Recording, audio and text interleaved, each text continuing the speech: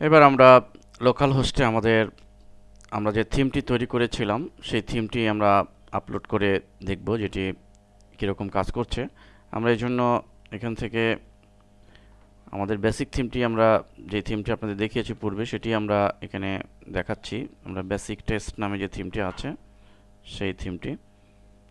So এই জন্য আমরা অ্যাপিয়ারেন্সের থিমসে ক্লিক করব এবং এখান থেকে আমরা ইনস্টল থিমস এখানে যাব এবং আপলোড এটিতে ক্লিক করব এবং ব্রাউজ এবং এখানে বেসিক টেস্ট এই যে ফাইলটির এটি সিলেক্ট করব, ইনস্টল নাও এটিতে ক্লিক করব এবং অ্যাক্টিভেট বাটনে ক্লিক করব।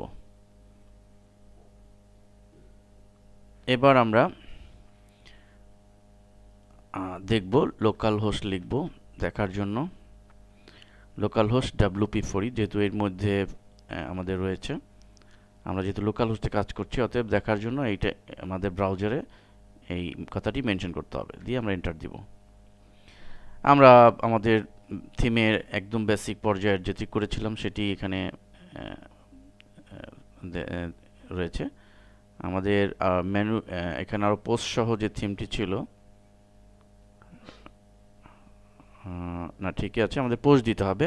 সরি, আমরা এখন এটার মধ্যে পোস্ট দিচ্ছি। আমরা পোস্টে ক্লিক করছি এবং অ্যাড নিউ, লাইক আমি এখানে একটি পোস্ট দিচ্ছি, ইসলাম ইজ কমপ্লিট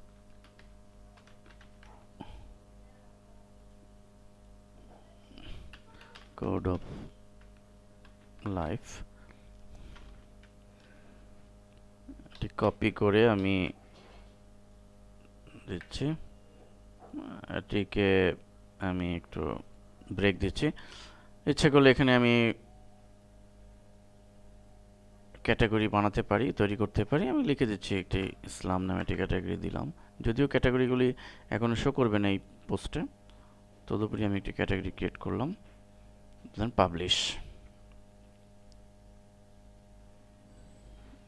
আমরা রিলোড দিই, অলরেডি হ্যাঁ হয়েছে। আমরা পোস্ট ব্যাকএন্ড থেকে পোস্ট দিলে অটোমেটিকলি পোস্ট হতে থাকবে। তো এভাবে আমরা লোকাল হোস্টেও আমাদের যে সমস্ত ওয়ার্ডপ্রেস থিম আমরা প্র্যাকটিস করব, কাজ করব, সেটি লোকাল হোস্টে আমরা এভাবে প্র্যাকটিস করে নিতে পারবো। ধন্যবাদ।